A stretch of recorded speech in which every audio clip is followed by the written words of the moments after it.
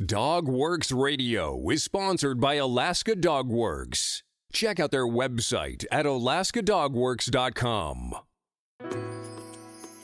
This episode of the podcast is brought to you by First Paw Coffee Company, specializing in private label premium blend coffee. If you're serious about coffee, you should check it out. First Paw Coffee's passion is high-quality, small-batch roasted coffee. They take the extra time to taste and get everything perfect before they release new blends. They aim to bring you a cup of happiness each time you pour yourself some coffee. Find out more at ak.dog/free and enter for a chance to win some First Paw Coffee prizes, a book from our collection, and tote bag. One winner will be selected at random each month. That's ak.dog/free. You can support this podcast on patreon.com/First Paw Media. Radio Free Palmer 89.5 KVRF presents Mushing Radio, hosted by Robert Forto. Mushing Radio is about dog-powered sports, living in the Great White North, and mushing. Visit our website at mushingradio.com. Here is your host, Robert Forto. Hello and welcome, everybody. This is Robert Forto, and you're listening to Mushing Radio here on KVRF 89.7 in the Mat-Su Valley. RadioFreePalmer.org is our live streaming site, and you can hear all of our episodes over on dogworksradio.com. Be sure to check us out on social media by searching Dogworks Radio. And today I'm joined by my co-host, Alex Stein. He's calling in from California. Alex, how's it going today? It's going very well. We have a bunch of races going on, and everyone is sort of gearing up towards the start of the Iditarod, which, as we're taping this, is just a little over 3 weeks away. So lots of exciting stuff going on. There is. And as a matter of fact, we have 3 races going on right now this morning. It is Saturday, February 13th. And the first one I want to talk about is right in my backyard. It's the Willow Junior 100. They currently have 12 kids running in the race. It's a 100-mile race up Hatcher's Pass to the Talkeetna Mountains and back down. And I tell you what, Alex, it is great to see 12 youngsters out there doing what they do. And I was fortunate enough to be out there last afternoon doing some drone footage, and those guys look really good. They can be as young as 11 years old. Wow, that's really amazing. And it actually makes me very happy to hear that there are kids that young who are really seriously getting into the mushing lifestyle and racing. It makes me think, oh, you know, in 5 or 6 or 7 years, we're going to be seeing some of those running Iditarod and running some of the other major races as well. And what's interesting is a couple of big-name teams are in the race. They have a Reddington team, their young daughter, as well as Ramey Smith's young daughter is running it for the first time. So the family dynasties are continuing. Excellent. And you know, we always love to see that. And some people are saying, you know, sometimes, well, these people have an unfair advantage because they've grown up with dogs and they, you know, have these famous mushers in their families. And my answer to that is always, oh, good. If they can get excited about that, maybe they can get other people excited about it as well. Yeah, I'm looking forward to seeing some of these youngsters grow up. The next race is also happening this weekend. It is the Goose Bay 150. It's an Iditarod qualifier. It starts on Knik Lake. It goes over the original Iditarod Trail out to Tal Vista Lodge and back. And we currently have 16 teams in that race as well. A lot of unknowns in that. I know the Barrington twins are competing and a couple of other rookies from the area, but it's smack dab in the middle of 2 bigger races that we're going to talk about in just a second, including the granddaddy of all mid-distance races, the Cusco 300, which started yesterday in a mass start. It is the highest paying purse in the sport of mushing. What do you think about the Cusco?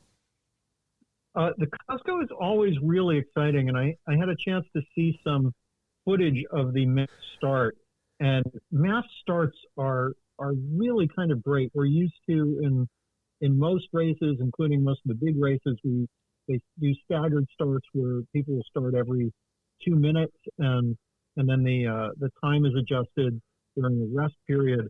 But it is always exciting to see just, I'm not sure how many there were, a dozen or 20 teams, just all taking off at once. And then, of course, there's always a few who sort of hang back and are waiting for the dust to clear, the snow to clear a little bit before they start. But it's a great kind of thing, and it does make me wish that there were more races that did mass starts.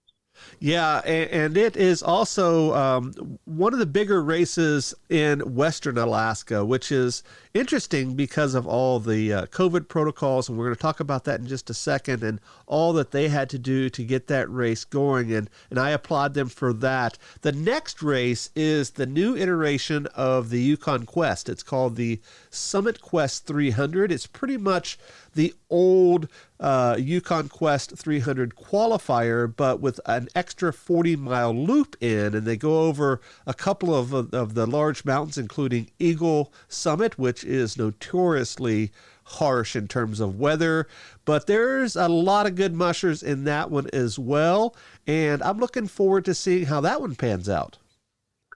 Yeah, me too. And one of the things that made the longer Yukon Quest unique is that it was one of the few races that I'm familiar with that takes place in two different countries. And it would alternately start and end in Whitehorse and Fairbanks, and they would switch every year.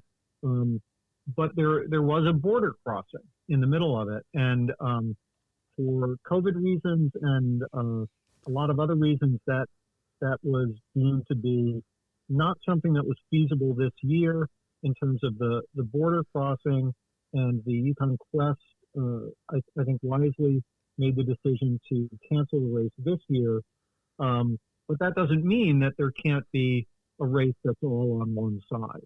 And so it's exciting to me to see what people are going to make of this sort of revised sort of race.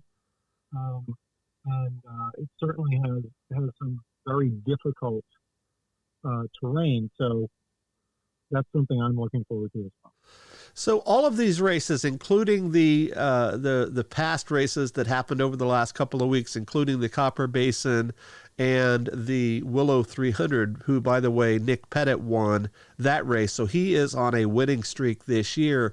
All of these guys had to have very strict protocols for the COVID-19 pandemic, and it was interesting to see how these play out with the musher meetings and the handlers and who can be allowed to spectate and all of that. And a lot of them really cracked down and didn't let a whole lot of people in and around, which is what we're going to talk about next with the Iditarod.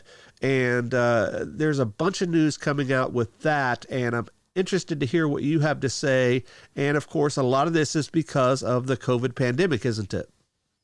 Yeah, absolutely. And we were wondering and sort of speculating a while ago about how it would be possible to do the ceremonial start in Anchorage, which traditionally will literally attract crowds of like 10 to 15,000 downtown, more in the woods and more at the Campbell Airstrip. But the big crowds were always downtown, and sometimes people would be standing 3 deep and all very closely packed in. So there was a big question about whether it would be possible to do that in a way that was safe, and the apparent answer is no. Which is not that surprising, but is still disappointing because the ceremonial start in Anchorage is always a huge party, and it's a lot of fun, and there's so much energy, not just from having up to and sometimes more than 1,000 dogs there, but just lots of people who all love mushing and love the Iditarod.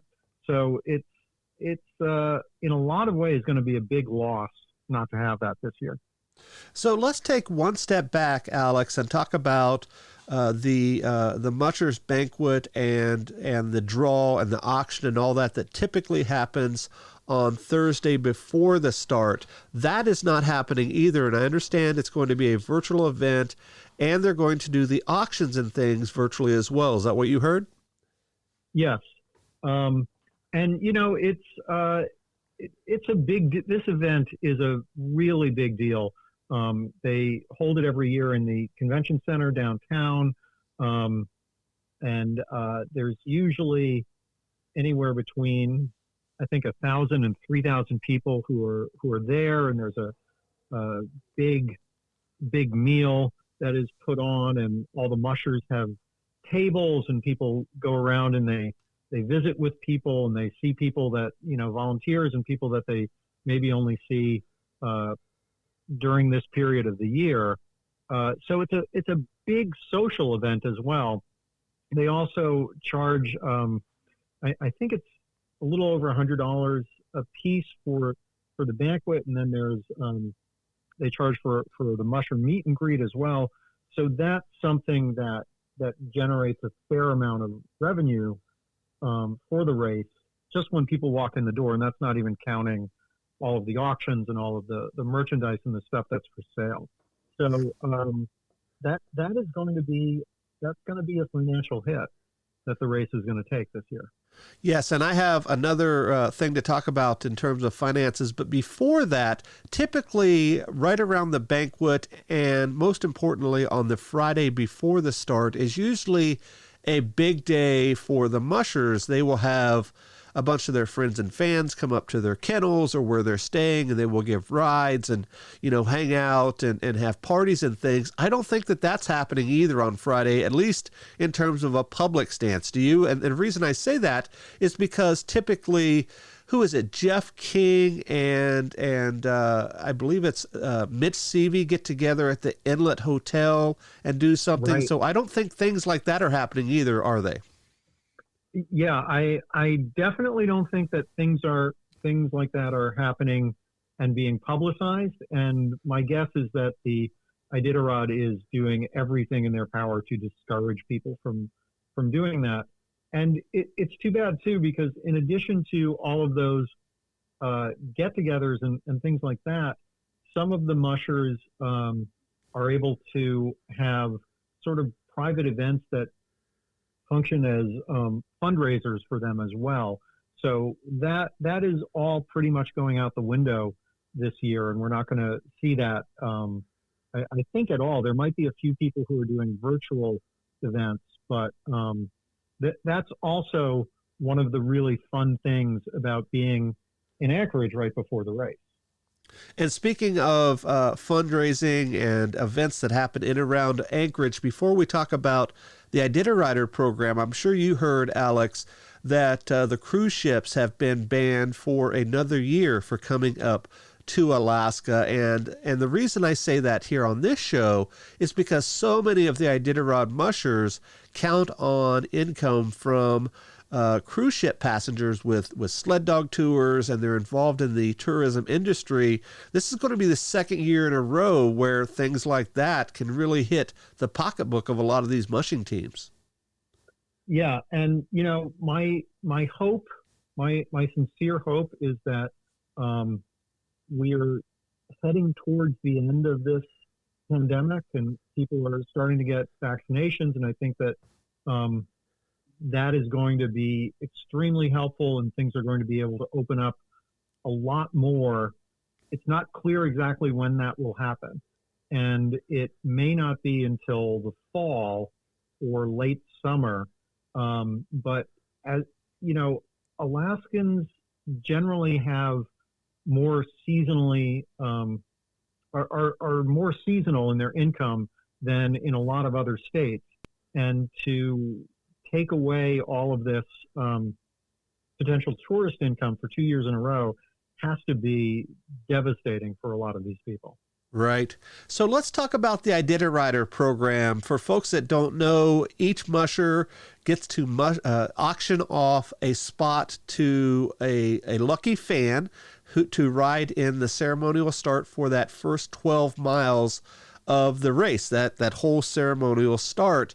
And that money goes all to Iditarod. None of it goes to the mushers. It all supports the race. And it's my understanding that, of course, they've canceled that program for this year because there is no ceremonial start, but they're also refunding all of that money. What do you think about that financial hit? And I think it's a great move on Iditarod's part, of course, to refund the money, but that's a big, big fundraiser for the race, isn't it? It really is. And usually people will pay between, I think it's $750 to $7,500 to be an Iditarider. And it's really fun. And there's traditionally a lunch for the Iditariders. They get to spend time with the mushers. People have really bonded, and that's all going away. And so, you can sort of do a rough estimate of the math, but it seems like that's at least a couple $100,000 that is not going to go to Iditarod.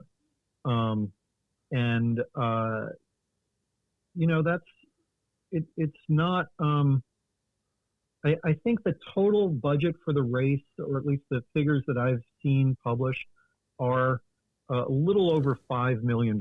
So to take away a couple $100,000 from the Iditarider program, maybe a couple $100,000 from canceling the banquet is a significant amount. The Iditarod is an event that is run relatively on a shoestring compared to other events and compared to the events that have the scope of this. $5 million is not that much. And to take away, potentially 10% of the income, that's going to be something that will be felt. It's not a happy thing for the Iditarod's finances. I'll tell you that. So all that aside, Alex, they are going to be having the race on the first Sunday of the month. It's going to take first Sunday of March. It's going to take place up here in Willow, relatively away from the public, out at Deshka Landing. That's a relatively remote spot. I've been out there many times. Then they'll jump on the river and travel up to Yetna and Skwetna and then on over. But as we mentioned about the mid-distance races, they have a very strict COVID protocol in place, and I know that Iditarod does as well. On our last couple of shows, we talked about that. I think that even though all this is canceled, I think that they have everything in place to have a good race. Do you agree? I do. I think it's going to be a very different kind of race. I'm hopeful that it will still be exciting, that they've found a way to do it safely, and I'm looking forward to it. I've heard some people say, "Oh well, it should have an asterisk in the record books because they're not going as far as they usually go," and I understand the desire to do that, but it's still the Iditarod. It is. And, we compare and contrast all the time the other sports. And there's been years where the National Football League or the Hockey League or even the Baseball League have gone on strike, and they've still found a way to have a shortened season and, of course, hand out the World Series or the Super Bowl or whatever. So I'm thinking it's more like that, even though it is a very condensed year in terms of people and finances and all that. At the end of the year, we will have a new Iditarod champion because the reigning champion, Thomas Werner, wasn't able to come over from his homeland in Norway because of the restrictions. So we will see a new Iditarod champion, won't we? Yeah, we will. And, obviously none of us knows exactly what's going to happen, but every year there are exciting things that happen in Iditarod. Every year there are stories that come out of nowhere that we didn't know or didn't suspect were going to be a big deal. Every year weather is a big factor. So I'm excited for the race. I think it's going to be a good one. It is definitely not going to be what we might have thought or hoped it would be a year ago. I'm looking forward to a good race, and I'm really looking forward to next year's race, which is going to be the 50th running of Iditarod. And I think there's going to be a lot of exciting stuff happening for that. Yeah, and we're going to talk a little bit about that at the end of the show. But before we move into our next topic, which is somewhat breaking news for folks that aren't on the pulse of Iditarod, you've probably heard this story, but others may have not. Before we jump into that, Alex, anything else about the ceremonial start or anything leading up to the race this year? No, I think it is going to be more exciting than people might think who are a little dismissive of it, and I'm just looking forward to it. So there was some breaking news this week about one of your and I's favorite mushers. We talk about her every year, and she's always been in the running to finish very well in the standings and potentially take one for her own as a championship. She wasn't quite able to do that in her career, but we have a retirement announcement. What can you tell us about that? Yeah, so Aliy Zirkle, who is, I believe ever since I started doing this show with you, is the person that I predict will win, which hasn't happened yet. But Aliy Zirkle, who is just a great, great dog musher and a really wonderful ambassador to the sport, is running her 21st Iditarod. And a few days ago, she posted a letter on her website and on social media announcing that this is going to be her last competitive race. And I just want to read a little bit from parts of the letter that she posted, because it's just wonderful, and people should check it out at spkennel.com. She said, "It may sound strange, but when I'm out there on the Iditarod standing on my sled runners all by myself in the unpaved Alaska wilderness where wolves howl, ice cracks under my boots, and the Arctic wind pierces even my thickest parka, I have never truly been alone. Yes, of course, I've had my amazing dogs, but I've also had you. You have meant a lot to me, you and many others like you. I'm not sure you can imagine the strength that I have gained from over 20 years of interaction with enthusiastic fans and friends like yourself.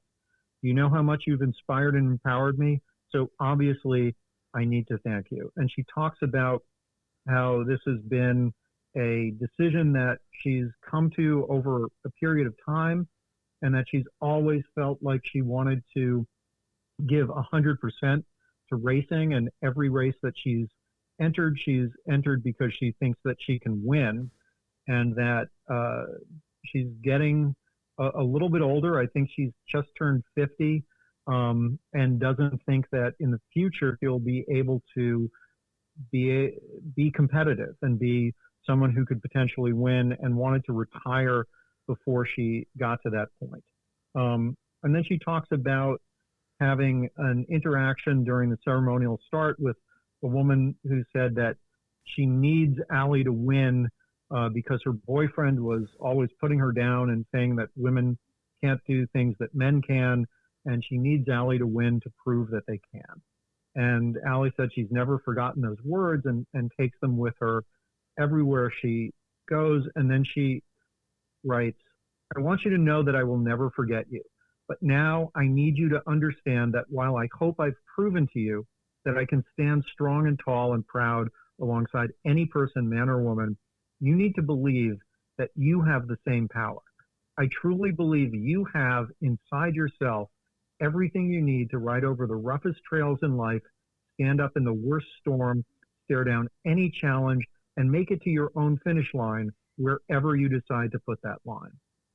And this is just remarkable to me, because even though she is writing about herself and explaining her decision, that in the course of doing that, she finds a way to turn this around and help to empower other people, especially women and girls. And I think that is part of what makes her so extraordinary and such an amazing ambassador to the sport. I met Aliy in 2000 when she did a talk in Denver, and she was just getting started. It was very early in her career. I don't know if that was her first year of running the Quest or not, but I remember just how passionate she was back then. And like you, I followed her career over the last 21 years now, and like you, I've often picked her to be in that top 5 and potentially win. But, you know, I think that Aliy Zirkle is the epitome of a professional athlete and a great ambassador of the sport. I don't know of many people like her in our sport that have not only the athleticism and the chops on the trail, but also that personality off the trail that make her so likable. You know, a lot of mushers in not only Iditarod, but in the sport in general, they're a little bit introverted, but it appears that she is not that way. I'm sure you agree. Yeah, absolutely. And just, you know, she's almost every time you see her, no matter what's going on, she's smiling, she's happy, she engages with people, she wants to share the love that she has for the sport and for dogs. And really that, as you said, a lot of mushers they want to be left alone. They'd rather be out in the wilderness with their dogs. They put up with people at the start of races, but they can't wait to get alone. And Aliy certainly loves being on the trail, but she also, I think, genuinely loves being with people. And it's my understanding that her husband, Alan Moore, who they typically switch teams, they call him the red and the black team, is also retiring from the sport. I believe he said that at last year's Quest, but they're not getting out of dogs. They're still going to have their dog teams, and I'm sure do other things, maybe do expeditions or tours or whatever. But as she said in her letter, she will have the dogs until the day she dies. Yeah, and it's it's understandable, and obviously I totally support what she wants to do. But it also is a little bit sad that her last running of Iditarod is going to be this year, when the fan interactions and the interactions with people in the villages will be severely limited. And it would really be nice if she were able to run an Iditarod where, you know, hopefully next year or at some point in the future, where people could really turn out and just express to her how much she has meant to them and to the sport. So, Alex, I'm going to put you on the spot on 2 questions here. The first one is, will Aliy Zirkle be like some of these other guys? I'm thinking about Dallas Seavey, Lance Mackey, some of the other guys that have said they're going to retire, then they stick with the mushing bug and they come back. That's the first question. The second question is, who in the world are you going to pick as your winner when we do our coverage next year in 2022? I don't know. I might have to pick Jesse Royer. There you go. Who has just been so phenomenal in the past few years. I think that she is not. I think she's going to stick with her retirement plans. But I did notice that she used the phrase "retire from competitive racing," and that makes me wonder if there might be a chance that she would do one more race. Which would be more of like a retirement tour, you know, when bands do farewell tours, right?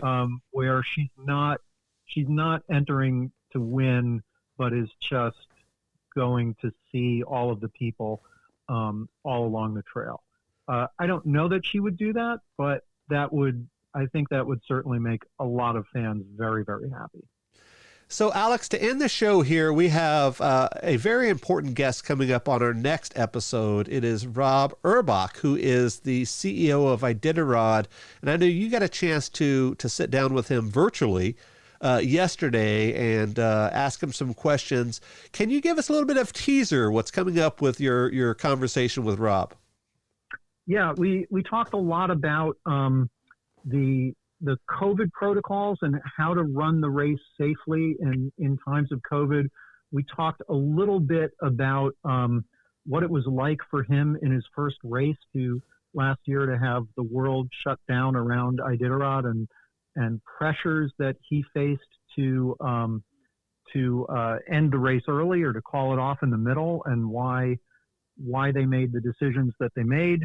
And then we talked a little bit about, he is one of the first people, probably the first to run Iditarod and to be in charge of the race, who doesn't come from the Iditarod world and the mushing world, and what that was like. And then finally, we talked a little bit about some of the things that they are planning already for the 50th running of Iditarod next year. And I have to tell you that a lot of those things are very, very exciting. I wish they could be implemented this year, but obviously they can't for a lot of reasons. But I think anyone who is missing being in Anchorage and being up in Alaska for Iditarod, you should start making plans to come up for the race next year. Wow, I'm looking forward to that episode. I haven't even had a chance to listen to it myself. Alex, it's been a pleasure. We got a lot of news in here on today's show. And for our folks that are listening, please make sure you hit that subscribe button, and you will find out what Alex has to say with Rob coming up in just a few days. Alex, thanks for joining us, and we'll talk again soon. Okay, thanks, Robert. Thank you. On behalf of my co-host today, Alex Stein, this is Robert Forto for Mushing Radio. We will see you guys next time. Goodbye. This episode of the podcast is sponsored by First Paw Coffee Company. Learn more at firstpaw.coffee. From Dogworks Radio, this is Mushing Radio. We hope you enjoyed this episode, and we invite you to subscribe in Apple Podcasts, Spotify, Stitcher, or wherever you get your podcasts. You'll find a link on the episode notes. You can tap or swipe on the episode cover art, and you'll see some offers from our sponsors. You can support our show by supporting them. If you like what you have heard, we would love it if you could give us a 5-star rating and tell your friends how to subscribe too. Your hosts are Alex Stein and Robert Forto. Our producer is Robert Forto, created for Dogworks Radio.